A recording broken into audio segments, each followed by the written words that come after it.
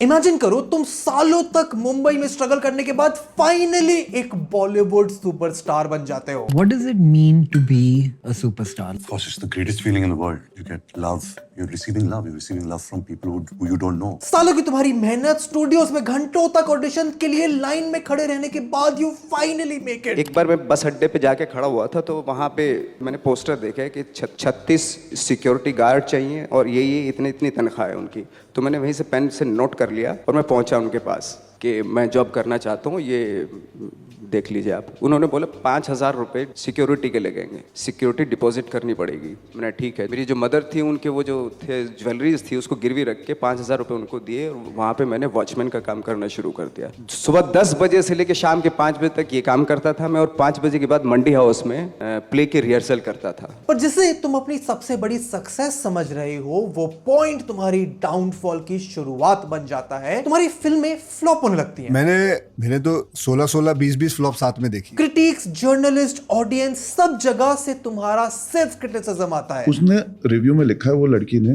he should not be an actor and go and pursue something else. That is not criticism, that is a fucking opinion and that is a very personal opinion. Directors तुम्हें cast करने से डरने लगते हैं, producers के लिए तुम एक रिस्की चॉइस बन जाते हो तो वो तुम्हें वही स्टीरियोटिपिकल रोल्स में टाइप कास्ट करते हैं। मैंने स्टारडम देखी शुरुआत में मेरे करियर के पहले 10 साल, और फिर आहिस्ता आहिस्ता आपकी इमेज बन जाती है इंडस्ट्री में और आपको वैसे ही रोल्स मिलते हैं, और जब आपकी मार्केट नहीं है तो उस रोल में आप फिट नहीं आते। तुम्हारी मेंटल हेल्थ अफेक्ट होती है, तुम्हारा कॉन्फिडेंस, सेल्फ रिस्पेक्ट सब चला जाता है। And in just 3 to 5 years you went from being a superstar, Bollywood's next big thing, to being a failure, a flop actor, a nobody. तो जब मेरा बुरा समय आया था तो वो 7 साल का था, और मैं जब पहुंचता था किसी फंक्शन पे तो यकीन मानिए मैंने अपनी आंखों से देखा और मैंने अनुभव किया, और मैं बिल्कुल बढ़ा चढ़ा के बात नहीं करता। कैमरामैन, एंकर्स, रिपोर्टर्स ये सब अपने माइक और कैमरा घुमा देते थे, या मेरी तरफ मुझे तवज्जो भी नहीं मिलती थी। ये कहानी तुम्हें सुनने में ड्रामेटिक जरूर लग रही होगी, बट ये रियलिटी है कई सारे बॉलीवुड एक्टर्स और एक्ट्रेसेस की जिन्होंने एक टाइम पर स्टारडम तो जरूर देखा, और उस स्टारडम को संभाल के रख पाना उनके लिए इतना मुश्किल हो गया that they slowly and gradually became Bollywoods biggest what ifs. And इस वीडियो में मैं तुम्हें ऐसे बॉलीवुड सेलिब्रिटीज की बात तो बताऊंगा ही जो अपने स्टारडम को मेंटेन नहीं कर पाए, पर डिस्कस करूंगा उन रीजंस को, उन सर्कमस्टेंसेस को that made it impossible for them to keep that stardom. Bobby Deol, Govinda, Udit Chopra, Harman Baweja, Imran Khan, Sonam Kapoor, Gracy Singh, ये सब वो स्टार्स हैं, ये कहना चाहिए कि स्टार्स थे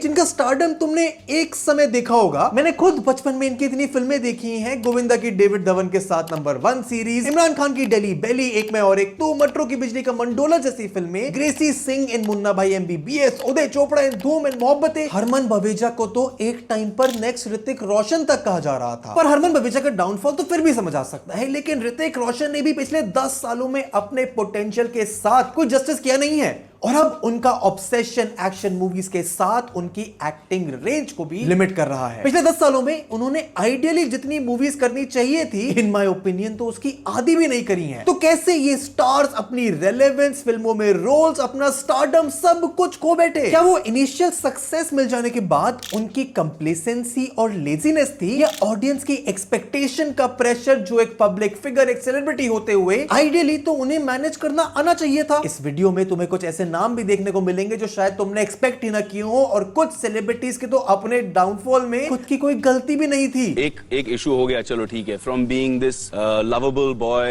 जिसको सब लोग पसंद करते हैं, सडनली एक आउटकास्ट हो गया था मैं। ये ओवरनाइट हुआ? ओवरनाइट आपको मतलब zero to hero, rags to riches, side actor to superstar की स्टोरी तो शायद सबको पसंद हो, इंस्पायरिंग लगती हो, but it is also important to look at people जिनके लिए things just did not work out. उसके क्या रीजंस थे, क्या डिसीजंस थे which led to their downfall? क्यों इतना ज्यादा पोटेंशियल और टैलेंट होने के बाद भी एक सुपरस्टार बनना, स्टारडम को मेंटेन रखना इतना ज्यादा कॉम्प्लिकेटेड है? व्हाट अबाउट देयर पोटेंशियल जो कभी फुलफिल ही नहीं हुई, और उससे भी ज्यादा इंपॉर्टेंट, आज वो सब सेलिब्रिटीज कहां हैं, क्या कर रहे हैं, what happened to their acting career, सब कुछ डिटेल में डिस्कस करेंगे एंड तक। तुम्हें सक्सेस और फेलियर के बारे में, बॉलीवुड में एक्टर्स के स्ट्रगल के बारे में इतना कुछ पता लग जाएगा उस पर्सपेक्टिव से जिस पर शायद तुमने कभी ध्यान ही नहीं दिया होगा। और कुछ स्टार्स के लिए तो वीडियो के एंड तक तुम्हें शायद थोड़ी सिंपैथी भी फील हो, but not for the celeb जिनकी बात मैं सबसे पहले करने वाला हूं, जो शायद कभी स्टार मटेरियल के थे ही नहीं, उस स्टारडम के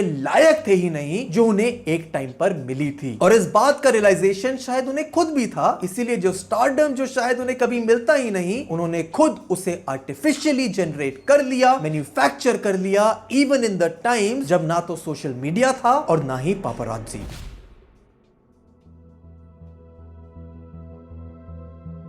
बॉलीवुड में एक सुपरस्टार बनने के लिए एक्टिंग, टैलेंट और हार्ड वर्क से कहीं ज्यादा इंपॉर्टेंट होता है उस एक्टर का perception, the perception of being a superstar, the perception of being the next big thing, the perception of being talented. अगर लार्जर देन लाइफ परसेप्शन दिखाएंगे तो ऑडियंस भी लार्जर देन लाइफ परसीव करेगी और ऑडियंस ज्यादा fandom या ज्यादा cult उनका बनता है जो दिखाते हैं कि वो बहुत बड़े हैं, बड़ी बड़ी पार्टीज में दिखते हैं, बड़े बड़े फैशन शोज में दिखते हैं। और अगर ऑडियंस को, प्रोड्यूसर्स को, फिल्म मेकर्स को उस परसेप्शन में विश्वास है तो एक एवरेज एक्टर भी सुपरस्टार बन सकता है। बट परसेप्शन के इस कॉन्सेप्ट में एक लूपहोल है, एंड दैट इज कि इस परसेप्शन को मैन्युफैक्चर करा जा सकता है, बनाया जा सकता है, रियलिटी को मोल्ड किया जा सकता है। और आज शायद ये करना और ज्यादा आसान हो गया है through social media, meme pages, paparazzi. Let's be honest, it's all planned. Everybody knows, everybody is calling the paps and ये सब ना अब हो गया। मैं भी जब एयरपोर्ट पे स्पॉट होती हूँ, you will see me the best, वरना एयरपोर्ट पे कोई ऐसे नहीं जाता। पर परसेप्शन का ये गेम तो इन सब के एग्जिस्ट करने से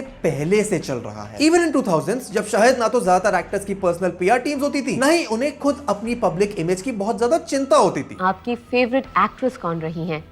Films, I think face Madhubala and like body and face is Zinat Aman. और 2000s में अपने स्टारडम का, सक्सेस का, टैलेंट का परसेप्शन बनाया कुछ ऐसे एक्टर्स ने जो उस समय तो ऑडियंस के फेवरेट बन गए, बट बहुत ज्यादा देर तक वो इस मैन्युफैक्चर्ड फेम को हैंडल नहीं कर पाए। एक्टर्स लाइक उदय चोपड़ा, हरमन बवेजा, जायद खान एंड ईशा देओल, जिनके पास एक सुपरस्टार बनने के लिए परफेक्ट कंडीशंस थी। सुपरस्टार पेरेंट्स थे, इंडस्ट्री कनेक्शन थे, but things took a tragic turn in their career. ना तो वो अपने फैमिलीज की लेगेसी को आगे बढ़ा पाए, ना अपने डूबते एक्टिंग करियर को बचा पाए। विच शोज कि शायद नेपोटिज्म तुम्हें एक अर्ली एक्सेस टू सक्सेस जरूर दिला सकता है, पर एवरलास्टिंग स्टारडम नहीं दे सकता। क्योंकि अगर ऐसा होता तो उदय चोपड़ा आज one of the biggest superstar हो सकते थे, who was the son of legendary director Yash Chopra, जिन्होंने अमिताभ बच्चन के साथ दीवार बनाई, शाहरुख खान के साथ दिल तो पागल है, वीर ज़ारा जैसी फिल्में बनाई। उदय चोपड़ा के लिए तो उनके खुद के भाई इतने बड़े प्रोड्यूसर्स थे, director of films like DDLJ, producer of धूम, बंटी बबली और चक दे इंडिया अंडर हिज बेल्ट। उदय ने पहले अपने फैमिली बैनर यशराज फिल्म्स के साथ एज एन असिस्टेंट डायरेक्टर काम किया इन फिल्म्स लाइक लम्हे, परंपरा, दिल तो पागल है। तो उन्हें फिल्म मेकिंग और एक्टिंग का आइडिया तो बहुत अच्छी तरह से हो गया होगा। पर जब 2000s में यशराज फिल्म के अंदर बनी मोहब्बतें में उन्होंने शाहरुख खान, अमिताभ बच्चन, ऐश्वर्या राय जैसे एक्टर्स के बीच अपना डेब्यू करा, ऑडियंस को उदय चोपड़ा की एक्टिंग, उनका स्क्रीन प्रेजेंस ज्यादा इंप्रेसिव नहीं लगा। इस फिल्म ने सिर्फ उदय का डेब्यू नहीं हुआ,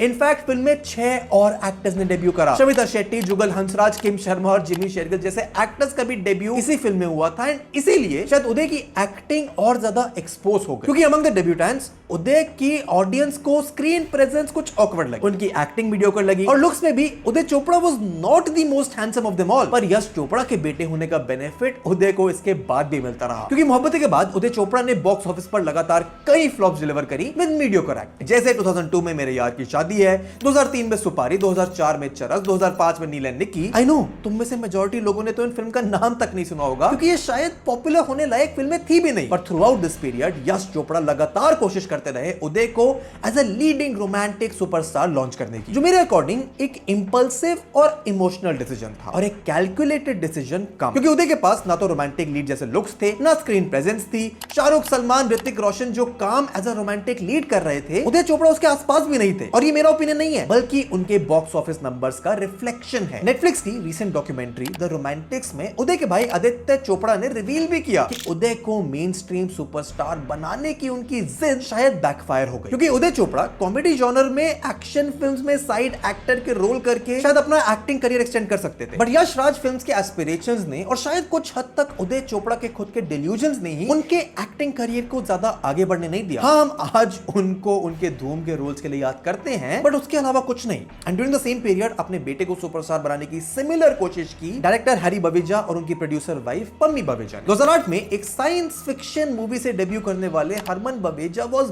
marketed as Bollywood's next big superstar उनकी फर्स्ट फिल्म के लॉन्च होने से पहले ही। और हरमन के पास तो लुक्स भी थे, एक सुपरस्टार बनने के लिए एक स्ट्रॉन्ग स्क्रीन प्रेजेंस भी थी, पर स्टारडम को मैन्युफैक्चर करना जितना शायद मुश्किल है, उतना ही मुश्किल है उसे मेंटेन करना। उदय चोपड़ा को तो फिर भी यश चोपड़ा एक रोमांटिक लीड बनाना चाहते थे, क्योंकि यश राज फिल्म्स पिछले कुछ सालों में इतने सक्सेसफुल रोमांटिक क्लासिक डिलीवर कर चुकी थी। पर हरमन बवेजा के लिए उनकी सबसे बड़ी गलती बनी उनके गुड लुक, उनकी handsomeness which is quite strange, क्योंकि ऑडियंस और क्रिटिक्स ने हरमन को डेब्यू से पहले ही ऋतिक रोशन से कंपेयर करना शुरू कर दिया। हरमन के बाल, उनके एक्सप्रेशन, उनके डांस मूव, सब कुछ ऋतिक से कॉपी लगता था। And I am not blaming Harman Baweja for this, क्योंकि शायद सच में ये एक कोइंसिडेंस हो, पर उस समय ऑडियंस को हरमन का ऋतिक की तरह दिखना शायद पसंद नहीं आया, स्पेशली इन इंटरव्यूज जहां पर वो खुद ऋतिक से कंपैरिजन को एक्सेप्ट कर रहे हैं, व्हिच हिंटेड कि शायद वो इंटेंशनली ऋतिक को कॉपी कर रहे हैं। हरमन को बहुत जल्दी ऋतिक की सेकंड हैंड कॉपी का टैग मिल गया, और शायद उनकी फर्स्ट फिल्म लव स्टोरी 2050 जो उनके पेरेंट्स ने डायरेक्ट और प्रोड्यूस भी की थी, प्रियंका चोपड़ा उनकी को स्टार थी, बाद में जाके हरमन की गर्लफ्रेंड भी बनी, और अगर वो फिल्म सुपरहिट हो जाती तो शायद हरमन को एक चांस मिल सकता था खुद को ऋतिक से डिफरेंशिएट करने का, अपनी खुद की आइडेंटिटी बनाने का। पर the film prove to be a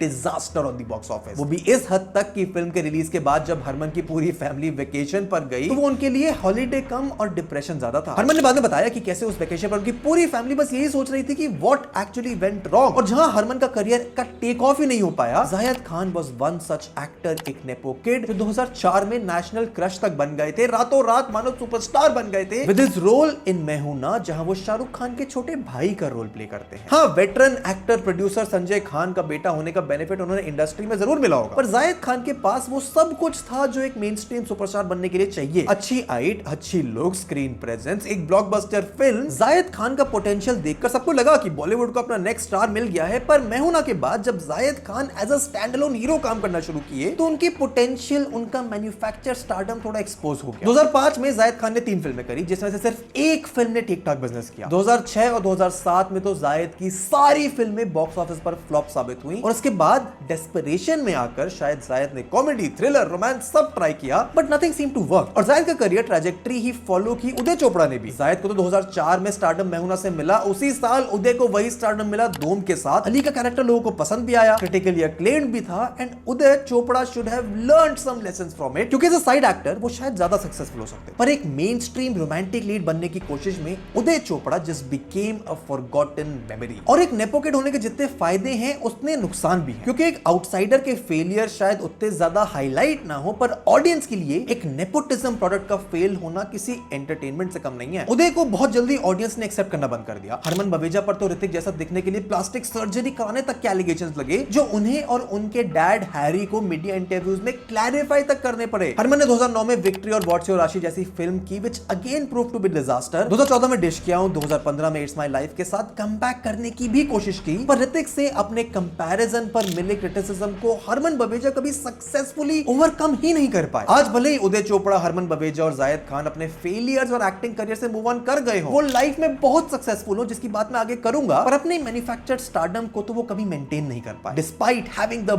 best circumstances of becoming a Bollywood star. Uday Chopra के भाई आदित्य ने रिसेंटली एक्सेप्ट भी किया कि despite having nepotism benefit, he could not make his brother a superstar. Harman Baweja को तो ऋतिक के साथ कंपैरिजन ने इतना डिप्रेस कर दिया कि he took a long break from acting, which happened with Zayed Khan as well. पर बॉलीवुड में मैन्युफैक्चर्ड स्टारडम के इन केसेस से सीखने वाले लोग बहुत ज्यादा शायद है नहीं, क्योंकि उदय चोपड़ा और जायद खान की करियर ट्रैजेक्टरी को फॉलो करने वाले नेपोटिज्म प्रोडक्ट्स तो उनके बाद भी आए। जैसे 2007 में सोनम कपूर को संजय लीला भंसाली की सावरिया से रॉयल डेब्यू मिला, ऑपोजिट रणबीर कपूर। फिल्म भले ही फ्लॉप हो, पर सोनम को एक ग्रैंड डेब्यू जरूर मिल गया, फैशन आइकन का टैग मिल गया, along with being the daughter of Anil Kapoor. Jackie Shroff के बेटे टाइगर श्रॉफ को तो 2014 में उनके एक्टिंग डेब्यू के बाद से ही जैकी चैन और माइकल जैक्सन के फ्यूजन की तरह मार्केट किया गया, और अर्जुन कपूर की यूएसपी क्या है वो शायद आज तक उन्हें भी खुद नहीं पता, ना उनके डैड बोनी कपूर को। बट कोई भी टैग काफी नहीं होता खराब एक्टिंग को ओवरशैडो करने के। सोनम कपूर प्राउडली अपने करियर की 2 सुपरहिट फिल्म्स राजना और भाग मिल्खा भाग को बताती जरूर है, पर मेरे अकॉर्डिंग तो इवन उन दोनों फिल्म्स में Sonam was the weakest actor in the film. Tiger Shroff को हीरोपंती और बागी से जो इनिशियल सक्सेस मिली वो आज 10 साल बाद भी उसी टेम्पलेट से बाहर निकल कर नहीं आ पा रहे हैं, बट ऑडियंस टाइगर के उस जॉनरा से, उनके रिपीटेड एक्शन मूव से, लिमिटेड एक्टिंग रेंज से तो बहुत पहले मूव ऑन कर चुकी है, क्योंकि बागी 3 के बाद बागी 4,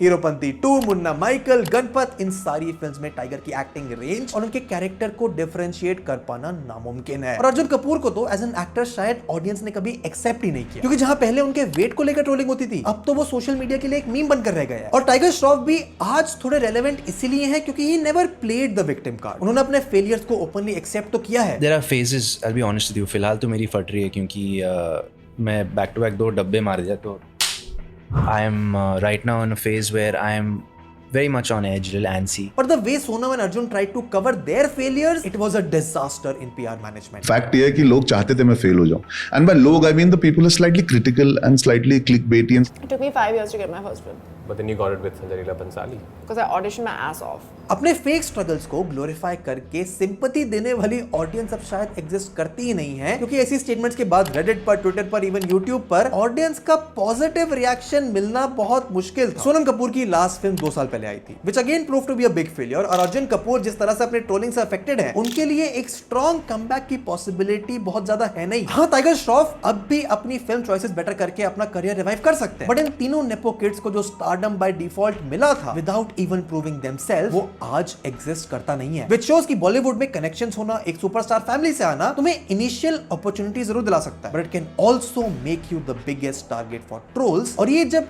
एक्टिंग का टैलेंट ही ना हो तो मैन्युफैक्चर्ड स्टारडम भी बहुत देर तक नहीं टिक पाता। पर कुछ बॉलीवुड सेलिब्रिटीज तो ऐसे भी हैं जिनका स्टारडम ना तो मैन्युफैक्चर्ड था, ना ही उनके पास नेपोटिज्म का सपोर्ट था, और एक टाइम पर तो अल्टीमेट स्टारडम क्या होता है उन्होंने ये एक्सपीरियंस भी किया, but not for too long.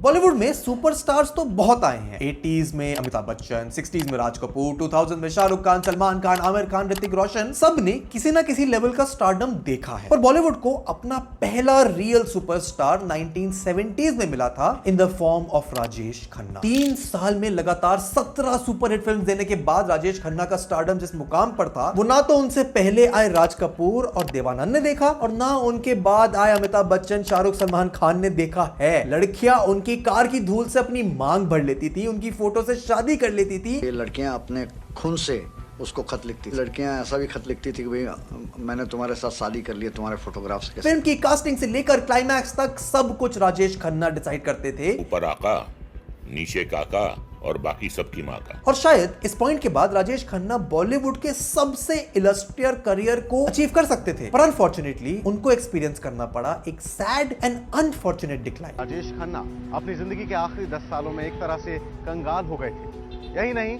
वो बेहद अकेलेपन के शिकार भी हो गए। क्योंकि 1973 में जंजीर और 1975 में दीवार और शोले के साथ सलीम खान और जावेद अख्तर ने जब अमिताभ बच्चन को एंग्री यंग मैन बनाया, तो राजेश खन्ना का करियर इससे इतना ज्यादा इंपैक्ट हुआ कि 1975 के बाद एक हिट फिल्म देने के लिए वो तरस गए। उनका स्टारडम, उनके फैंस, इवन उनकी वाइफ तक उन्हें छोड़कर चली गई। और राजेश खन्ना के डाउनफॉल के पीछे के रीजन पर मैं अभी आऊंगा, पर उनके जैसी ही करियर ट्रैजेक्टरी बॉलीवुड ने एक बार फिर देखी 30 साल बाद with the unfortunate and sad decline of Govinda. अपने डांस, कॉमिक टाइमिंग और स्क्रीन प्रेजेंस से 90s में back to back hit film देने वाले गोविंदा कई लोगों के अकॉर्डिंग तो बॉलीवुड के सबसे बड़े स्टार बनने की पोटेंशियल रखते थे। हमारे जनरेशन के अंदर उससे बेटर ना एक्टर आया है ना एक्टर आएगा, और वो है गोविंदा। जहां राजेश खन्ना 1979 में आई आराधना के बाद रातों रात सबसे बड़े सुपरस्टार बन गए, गोविंदा के लिए स्टारडम अचीव करना was a much slower process. Coolie number 1, hero number 1, sandwich, स्वर्ग, भागम भाग, ये वो फिल्में हैं जिनसे गोविंदा ने ना सिर्फ अपनी कॉमिक टाइमिंग प्रूव करी, बल्कि क्रिटिक्स से पॉजिटिव रिव्यूज लिए। 90s में बड़े हुए किसी भी इंसान के लिए गोविंदा का स्टारडम से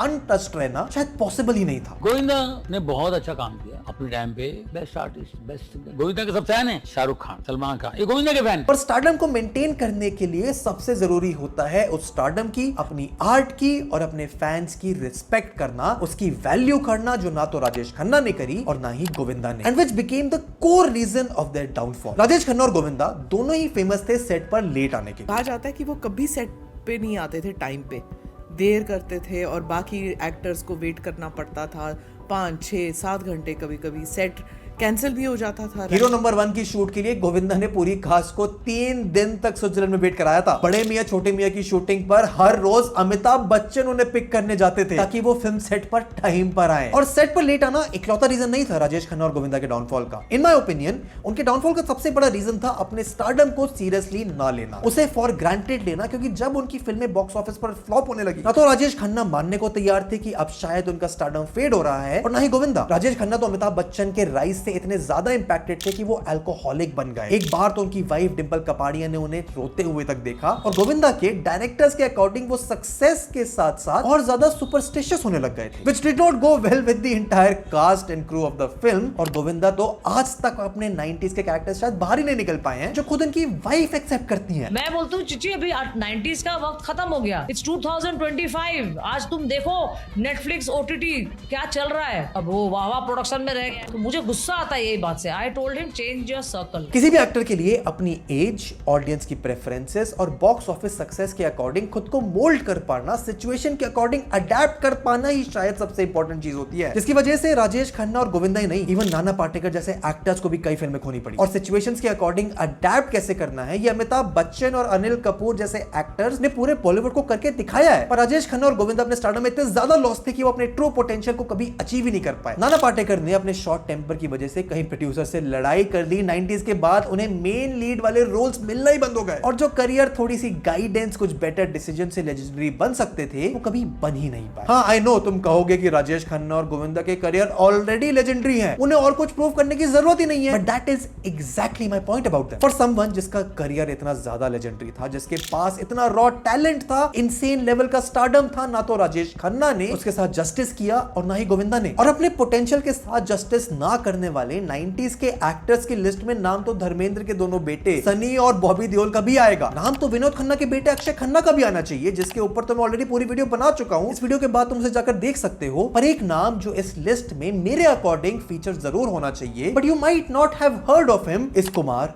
गौरव, जो बेटे हैं 60s के स्टार कहे जाने वाले राजेश कुमार के। और तुम्हें इस लिस्ट में आने वाले सारे एक्टर्स के बीच में एक कॉमन पैटर्न दिख रहा होगा। They all come from families जिनका ऑलरेडी फिल्म बैकग्राउंड था। धर्मेंद्र, विनोद कुमार, राजकुमार तीनों ही अपने टाइम के बड़े स्टार्स थे, और तीनों ने ही अपने बेटों के करियर को इनिशियल पुश देने में पूरी मदद करी। बॉबी देओल की पहली फिल्म थी बरसात, जो कि बॉक्स ऑफिस पर हिट भी साबित हुई। वो धर्मेंद्र के बैनर के अंडर बनी थी। अक्षय खन्ना की पहली फिल्म में विनोद खन्ना न सिर्फ प्रोड्यूसर थे, बल्कि फिल्म में उनके फादर का रोल भी निभा रहे थे। कुमार गौरव की first film love story, which also prove to be a big hit, उसमें भी Rajkumar producer and co actor थे। अब ये तीनों चीजें उन फिल्मों की पब्लिसिटी के लिए, बॉबी देओल, अक्षय खन्ना, कुमार गौरव के करियर्स को इनिशियल पुश देने के लिए तो एक स्मार्ट मूव था, बट उसके बाद इन तीनों का करियर उस ट्रैजेक्टरी को ज्यादा देर तक फॉलो कर नहीं पाया। अब इसे टैलेंट की कमी कहूं या एक सुपरस्टार फैमिली की लेगेसी को आगे बढ़ाने का pressure, but in my opinion talent की कमी ना तो बॉबी देओल के पास थी, ना ही अक्षय खन्ना के। हाँ, सनी देओल की acting range was pretty limited, जहां उनका over reliance on his angry man का इमेज उनके करियर के डाउनफॉल का रीजन भी बन गया। और बॉबी देओल तो एक टाइम पर बॉलीवुड में धर्मेंद्र के सक्सेसर थे, उनके रिप्लेसमेंट के लिए परफेक्टली फिट होते थे। एक ट्रू एक्शन स्टार जो गुड लुकिंग था, चार्मिंग था, स्ट्रॉन्ग था, और बॉबी के पास तो अपने डैड और भाई से कहीं ज्यादा अच्छे डांस मूव्स भी थे। अक्षय खन्ना का करियर 2001 में दिल चाहता है, 2003 में हंगामा, 2004 में हलचल के बाद पीक कर चुका था। He was seen as the cute romantic lead who had great comic timing. Akshay Khanna is the right person to go to Hollywood, क्योंकि उसकी परफॉर्मेंसेस जो होती है माइंड ब्लोइंग। सनी देओल भी 2001 में गदर के साथ नेशनल सेंसेशन बन चुके थे विद फिल्म्स लाइक त्रिदेव, घायल and Damini under his belt, जो बॉक्स ऑफिस पर ब्लॉकबस्टर थी। And same with Kumar Gaurav, जिनकी फर्स्ट फिल्म लव स्टोरी ही उनके करियर की सबसे बड़ी हिट साबित हुई। पर माय ओपिनियन इन तीनों एक्टर्स, सेमी सुपरस्टार का कभी अपने पोटेंशियल को अचीव ना कर पाने का रीजन भी ऑडियंस की प्रेफरेंसेस के अकॉर्डिंग खुद को अडेप्ट ना कर पाना था। एक बार उनकी फिल्में फ्लॉप होना शुरू हुई तो उस फेलियर से वो कभी पूरी तरह कमबैक ही नहीं कर पाए। सनी देओल ने खुद को एक्शन रोल्स के लिए टाइपकास्ट कर दिया, जिसकी वजह से गदर की सक्सेस के बाद एक अगली उतनी ही बड़ी एक्शन फिल्म पाना उनके लिए ऑलमोस्ट इम्पॉसिबल हो गया। Bobby Deol in my opinion had much more potential than his brother, but उनको डायरेक्टर्स और प्रोड्यूसर ने इतना ज्यादा टाइपकास्ट कर दिया कि जब उनकी फिल्में चलना बंद हुई, उनके पास आइडिया ही नहीं था कि बाउंस बैक कैसे करना है। और जब 2000 में फिल्म मेकर्स के पास सलमान, शाहरुख खान, ऋतिक रोशन जैसे ऑप्शंस थे इन द सेम जॉनर, तो बॉबी देओल के डूबते करियर की किसी को ज्यादा पड़ी भी नहीं थी। कुमार गौरव का एक ब्लॉकबस्टर डेब्यू के बाद लगातार फ्लॉप्स देना और फिर मिस्टीरियसली गायब हो जाना was actually a bit surprising, क्योंकि इन दो क्लिप्स से शायद तुम्हें पता लग जाएगा कि कुमार गौरव उस समय कितने बड़े स्टार बन चुके थे। जब मैं छोटा था मुझे लगता था मैं कुमार गौरव की तरह लगता हूँ। एंड आई रिमेम्बर बैंगलोर में जब लव स्टोरी रिलीज हुई थी तो सब लोग मुझको एक रेड चेक शर्ट में देखकर कुमार गौरव बोलते थे, मुझे बहुत अच्छा लगता था। After Rajesh Khanna, the only one person who has seen stardom is Kumar Gaurav. Right. और अक्षय खन्ना की बोल्डनेस, उनका लो सेल्फ कॉन्फिडेंस, लगातार खुद को रोमांटिक लीड में प्रूव करने वाली उनकी उदय चोपड़ा वाली जिद ने उनके एक्टिंग करियर को भी उस टाइम तो कट शॉर्ट कर ही दिया था। It started happening to me at such a young age, and because for me it was like a pianist losing his fingers. हलचल के बाद तो अक्षय खन्ना ने एक भी सोलो हिट डिलीवर नहीं करी, उनकी लगातार 11 फिल्में फ्लॉप हुई, उन्हें एक्टिंग से ही 5 साल का ब्रेक लेना पड़ा, which happened with Bobby Deol as well, who took a break for 3 years। और बॉबी देओल तो अपने फेलियर्स की वजह से अल्कोहलिक तक बन गए, और सनी देओल, बॉबी देओल, अक्षय खन्ना ने एटलीस्ट अपने करियर के लेटेस्ट स्टेज में कमबैक तो किए हैं with films like Animal, Drishyam, Chhaava, Gadar 2, जिसके लिए ऑडियंस का प्यार, क्रिटिक की तारीफ, बॉक्स ऑफिस की सक्सेस, तीनों फिर से मिल भी रही हैं। My God, he is Akshay Khanna is stunning। Akshay Khanna मुझे ऐसा लगता है कि भारत के टॉप 5 एक्टर जो रहे, जो बेहतरीन कलाकार है, उसमें अक्षय खन्ना आते हैं। और अक्षय खन्ना तो बहुत बढ़िया काम किया, मतलब जब तक आज तक की जो इतनी मूवी है, इससे बढ़िया काम किसी पिक्चर में नहीं किया होगा। और कुमार गौरव का करियर तो 2002 में ही खत्म हो गया था with his last film being कांटे, जो बॉक्स ऑफिस पर हिट तो हुई, पर सुनील शेट्टी, अमिताभ बच्चन और कुमार गौरव के brother in law Sanjay Dutt की वजह से, ना कि कुमार गौरव की वजह से, जिसके बाद कुमार गौरव ने कोई फिल्म साइन नहीं करी, एक्टिंग छोड़ दी, और आज वो एक सक्सेसफुल कंस्ट्रक्शन कंपनी चला रहे हैं। और कुमार गौरव की तरह सडन डिसअपीयरेंस फ्रॉम फिल्म्स अगर रिसेंट टाइम्स में किसी का हुआ है तो वो है आमिर खान के नेफ्यू इमरान खान। और लोगों को शायद पता नहीं होगा, बट इमरान खान के इकलौते रिश्तेदार नहीं है आमिर खान बॉलीवुड में। उनके dad Mansoor Khan is also a famous director, जिसका फायदा उन्हें शायद इनिशियली हुआ भी होगा। 2008 में इमरान का डेब्यू होता है बॉलीवुड में विद द फिल्म जाने तुझे जाने ना, एक न्यू जनरेशन रोम कॉम जो इंस्टेंटली एक कल्ट क्लासिक बन जाती है। रणबीर कपूर और शाहिद कपूर की चॉकलेटी लवर बॉय एक्टर्स की लिस्ट में Imran Khan becomes the latest entry. उनके लुक्स, उनकी जॉली पर्सनालिटी उन्हें शायद रणबीर, जॉन और ऋतिक से अलग भी बनाती है। डेब्यू फिल्म के लिए इमरान खान को film fair award for the best male debut मिलता है। 2010 से 2012 तक इमरान को ऑडियंस का प्यार, critical acclaim, box office success सब कुछ मिल चुका था। आई हेट लव स्टोरीज, मेरे ब्रदर की दुल्हन, दिल्ली बेली, ये वो फिल्में थी जिन्होंने इमरान खान को अलग कैटेगरी में खड़ा कर दिया, जहां ना वो एक एक्शन सुपरस्टार थे, ना एक रोम कॉम लीड, ना ही एक mainstream star, but big enough to appeal to a young audience. He became the face of urban Bollywood cinema. अब इसमें स्टैंड आउट करने वाला फैक्टर था इमरान की फिल्म चॉइसेस, व्हिच शोज कि इमरान को एक्सपेरिमेंट करना, अपनी एबिलिटी टेस्ट करना कितना ज्यादा पसंद था, ना कि एक सेफ सिक्योर स्क्रिप्ट चूज करना। और ऑडियंस को इमरान की ये फिल्म सिलेक्शन पसंद भी आ रहा था, बट ओनली टिल 2012, क्योंकि 2012 के बाद जब इमरान की कुछ फिल्में बॉक्स ऑफिस पर फ्लॉप हुई तो वही ऑडियंस उनकी एक्टिंग से ज्यादा उनकी फिल्मों को क्रिटिसाइज करने लगी। 2013 में मटरू की बिजली का Mandola, once upon a time in Mumbai, जो कि इमरान की बाकी फिल्म के कंपैरिजन में काफी हाई बजट प्रोजेक्ट्स थे, वो बॉक्स ऑफिस पर बुरी तरह बॉम्ब हुए। And when the new nepo kids like Varun Dhawan, Tiger Shroff and Arjun Kapoor started to emerge, तो इमरान खान ने 2015 में कंगना रनौत के साथ कट्टी बट्टी करने के बाद खुद ही एक्टिंग से ब्रेक ले लिया, which was a little strange, क्योंकि फरहान अख्तर, जिनका एक्टिंग करियर शायद कुछ हद तक इमरान खान की तरह ही रहा था, उन्होंने भाग मिल्खा भाग और द स्काई इज पिंक जैसी फिल्मों से कमबैक किया, अपनी एक्टिंग रेंज को प्रूव किया, पर इमरान शायद रणबीर कपूर, वरुण धवन और शाहिद कपूर के साथ सबसे बड़ा सुपरस्टार बनने की उस रेस में कंपीट ही नहीं करना चाहते थे, जो आमिर खान ने रिसेंटली एक इंटरव्यू में रिवील तक किया that Imran was more interested in being an actor than a star. हालांकि इमरान खान ने अपने बॉलीवुड से ब्रेक का कारण अपनी मेंटल हेल्थ को प्रायोरिटाइज करना बताया है, which in my opinion is very valid and I respect him for that. पर इमरान कभी अपने एक्टिंग पोटेंशियल को अचीव नहीं कर पाए, इस बात से शायद वो भी एग्री करें, पर जिस एक्टर के अनटैप्ड टैलेंट, वेस्टेड पोटेंशियल पर तुम में से ज्यादा लोग मेरे साथ एग्री नहीं करोगे, and it is quite shocking for him to be in this list, is Hrithik Roshan, जिन्होंने 2000 में कहूं ना प्यार है के साथ बॉलीवुड में एक ग्रैंड एंट्री ली, क्रिश सीरीज के साथ बॉलीवुड को उसका पहला एक्चुअल सुपर हीरो दिया। धूम 2 में तो ऋतिक रोशन की एंट्री ही सबसे बड़ा टॉकिंग पॉइंट था, and even after the struggles in his personal life, a career threatening controversy with Kangana Ranaut, Hrithik Roshan ने कभी एक्सपेरिमेंट करना पूरी तरह से छोड़ा नहीं। जिंदगी ना मिलेगी दोबारा, जोधा अकबर, गुजारिश, अग्निपथ, सुपर 30, वॉर, ये वो फिल्में हैं जिन्हें देखकर तुम्हें लगेगा कि ऋतिक रोशन को तो एटलीस्ट इस अनफुलफिल्ड वेस्टेड पोटेंशियल वाली लिस्ट में होना ही नहीं चाहिए। But if you look closer at his career graph, तो पिछले 10 सालों में ऋतिक ने कुछ एक्सपेरिमेंट जरूर किए हैं, but overall he has done just 7 films in the last 10 years. Hrithik की पोटेंशियल को किसी भी तरह से जस्टिफाई नहीं करता। हाँ, शायद राइट स्क्रिप्ट ना मिलना might be the big reason, but Hrithik Roshan में पोटेंशियल,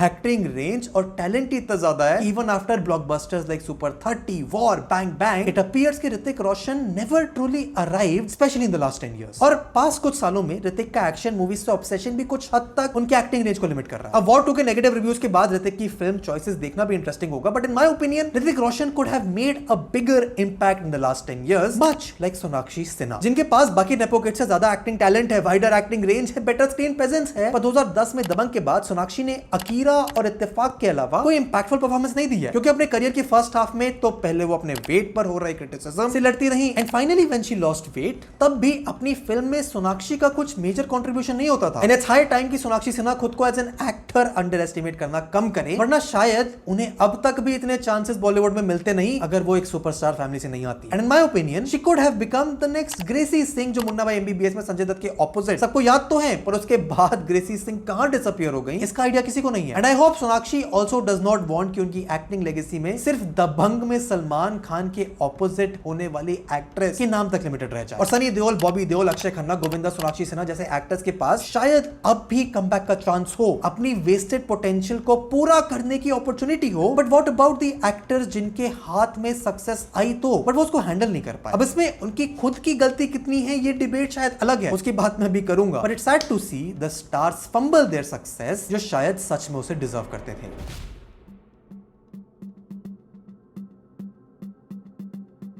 बॉलीवुड में सक्सेसफुल हो जाने के बाद उस सक्सेस को खो देने वाले एग्जांपल्स तुम्हें बहुत मिल जाएंगे। वन हिट वंडर स्टार जो सक्सेस से कंप्लेसेंट हो गए, अपनी एक्टिंग पर काम करना बंद कर दिया, गलत फिल्में चूज करी एंड अल्टीमेटली इंडस्ट्री से गायब हो गए। But it is actually sad and unfortunate जब तुम्हारे करियर डाउनफॉल में ना तो तुम्हारी गलती हो, ना टैलेंट की कमी हो, but due to circumstances, audience की preferences and yes some personal decisions as well. कुछ ऐसे बॉलीवुड स्टार्स हैं जिन्होंने स्टारडम देखा है, एक कल्ट फैन फॉलोइंग है, कुछ अनफॉरगेटेबल परफॉर्मेंसेस भी दी है, पर अपने पोटेंशियल को कभी पूरी तरह से कैपिटलाइज नहीं कर पाए। Actors like Abhishek Bachchan, Vivek Oberoi, Sanjay Dutt and Kangana Ranaut, जो खराब एक्टर्स तो बिल्कुल नहीं है, पर अपने पोटेंशियल के साथ जस्टिस नहीं कर पाए। For instance Abhishek Bachchan, son of the legendary Amitabh Bachchan, जिनकी बिल्ड पर्सनालिटी कुछ हद तक आवाज भी अमिताभ बच्चन जैसी ही थी। और जब अभिषेक ने 2000 में अपनी पहली फिल्म रेफ्यूजी के साथ डेब्यू किया, तब भी सबका फोकस उन्हें अमिताभ बच्चन से कंपेयर करने पर ही था, ना कि अभिषेक की खुद की एक्टिंग परफॉर्मेंस पर। और जो शायद अभिषेक के लिए सबसे प्राउड होने वाली बात भी थी, दैट इज डैड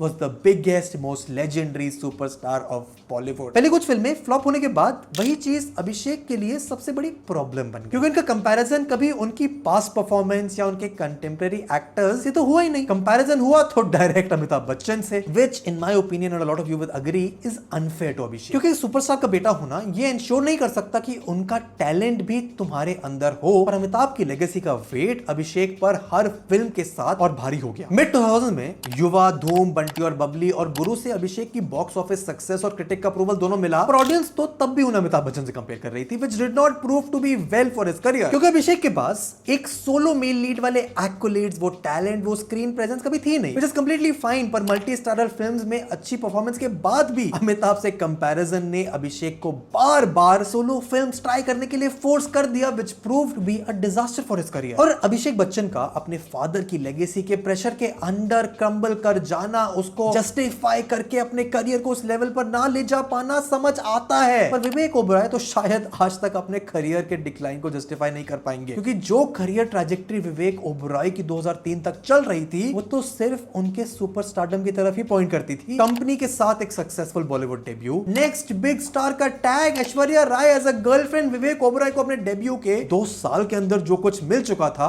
वो तो शायद उन्होंने भी एक्सपेक्ट नहीं किया। बट 2003 की इस प्रेस कॉन्फ्रेंस ने विवेक ओबरॉय के लिए सब कुछ बदल दिया, जहां वो सलमान खान को कॉल आउट करते हैं, उनके ऊपर हरासमेंट के एलिगेशंस लगाते हैं। Salman Khan called me on my phone और मैंने फोन उठाया, मुझसे बात करने लगे। शुरुआत में ही जब उन्होंने बात की तो मुझे लगा कि उन्होंने खूब शराब पी रखी थी, शराब के नशे में धुत थे। He started out saying that who are you, तुम हो कौन, तुम अपने आप को समझते क्या हो। ऐश्वर्या और सलमान के साथ उनके लव ट्रायंगल को एड्रेस करते उन्होंने हैं। ऐश्वर्या का नाम लिया, उन्होंने दिया मिर्जा का नाम लिया, रानी मुखर्जी का नाम लिया, उन्होंने सोमी अली तक का नाम लिया। मतलब I am shocked, I am surprised. And this prove to be a disaster for Vivek Oberoi. इस इंसिडेंट के बाद उन्हें बॉलीवुड से साइलेंटली ब्लैकलिस्ट कर दिया गया। सलमान खान की पावर के सामने विवेक का टैलेंट, उनका स्टारडम सब कमजोर पड़ गया। उन्हें अंडरवर्ल्ड से डेथ थ्रेट्स आने लगे। और आज भले ही विवेक ओबरॉय दुबई में एक सक्सेसफुल बिजनेसमैन हो, अलेजेडली 1200 करोड़ के मालिक भी हो, and he seems to be quite satisfied with his life, but उनकी गलती से, एक कंट्रोवर्सी, सलमान खान के साथ लड़ाई से उनका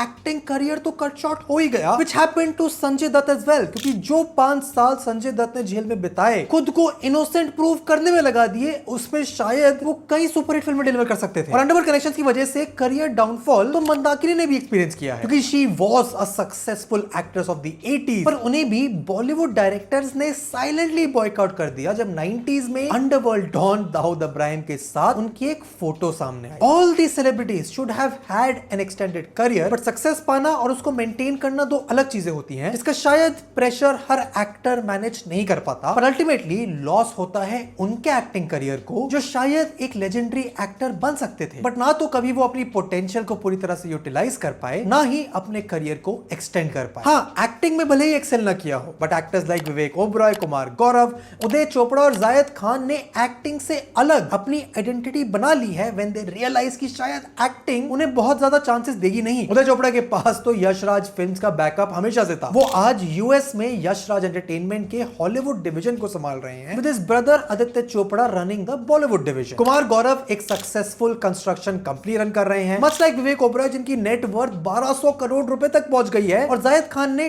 टीवी पर कमबैक की कोशिश तो पूरी की हो, पर आज वो भी एक सक्सेसफुल बिजनेसमैन है। और ऋतिक रोशन की सेकंड हैंड कॉपी कहे जाने वाले हरमन बवेजा शायद तुम्हें पता भी नहीं होगा, but he is behind some of your favourite films and web series like Ajay Devgn की Bhuj, even Bhaukaal, which proved to be a massive success on MX Player। Harman Baweja, Uday Chopra, Vivek Oberoi और जायद खान भले ही आज मूव ऑन कर गए हो, बट गोविंदा मंदाकिनी और संजय दत्त जैसे सेलेब्स के पास ना तो कोई और करियर ऑप्शन है, ना ही बॉलीवुड में अब अपना खोया स्टारडम पाने की कुछ खास पॉसिबिलिटी। हाँ, अक्षय खन्ना और बॉबी देओल ने जरूर अपने एक्टिंग करियर को रिवाइव कर लिया है, एंड टू बी ऑनेस्ट इन सब स्टार्स में अगर अपना ट्रू पोटेंशियल अचीव करने की अपॉर्चुनिटी अब भी किसी के पास है तो वो ऋतिक रोशन ही है। समवन जिसके पास अभी भी टाइम है, टैलेंट है, ऑडियंस का ट्रस्ट है, and I am not saying कि बाकी सारे एक्टर्स टैलेंटेड नहीं है या वो कमबैक नहीं कर सकते। For instance Abhishek Bachchan in my opinion is a very talented actor. गुरु और धूम सीरीज में उन्होंने अपनी एक्टिंग एबिलिटी को प्रूव किया भी है। और उदय चोपड़ा, अभिषेक बच्चन, बॉबी देओल, सोनाक्षी सिन्हा, हरमन बवेजा जैसे केसेस से ये क्लियर हो जाता है कि बॉलीवुड में स्टारडम को लंबे समय तक मेंटेन करने के लिए सिर्फ नेपोटिज्म, कनेक्शंस और टैलेंट नहीं चाहिए, बट उसके साथ चाहिए वो टेम्परामेंट जो फेलियर और ट्रोलिंग से डील कर सके, सिचुएशंस और ऑडियंस प्रेफरेंसेस के साथ खुद को अडेप्ट कर सके। And we can not ignore the perspective कि शायद अभिषेक बच्चन, उदय चोपड़ा, जायद खान, सोनाक्षी सिन्हा जैसे लोगों को एक्टर बनना ही नहीं था। मे बी उनके फिल्म की एक्टिंग लेगेसी को आगे बढ़ाने के प्रेशर ने, उसकी एक्सपेक्टेशन ने उन्हें एक एक्टर बना दिया, जिन केसेस में तो उनका स्टारडम का लास्ट ना कर पाना अंडरस्टैंडेबल भी है। And that was the story of Bollywood actor जिनके पास सब कुछ था, पर फिर भी उन्होंने उस सब को गवा दिया। तो मुझे बताओ तुम इनके बारे में क्या सोचते हो? तुम्हारा फेवरेट पुराना एक्टर जो अपना स्टारडम को आगे नहीं बढ़ा पाया, उसका नाम कमेंट में बताओ। तुम यहाँ तक आ गए हो तो वीडियो को लाइक करो, चैनल को सब्सक्राइब करो। यूट्यूब एल्गोरिथम कहता है कि ये वीडियो तुम्हें इतनी ही पसंद आएगी। यहाँ पर पूरी एक प्लेलिस्ट है जो तुम चेकआउट कर सकते हो। Thank you so much for watching it till the end, and I will see you in the next one. Good bye.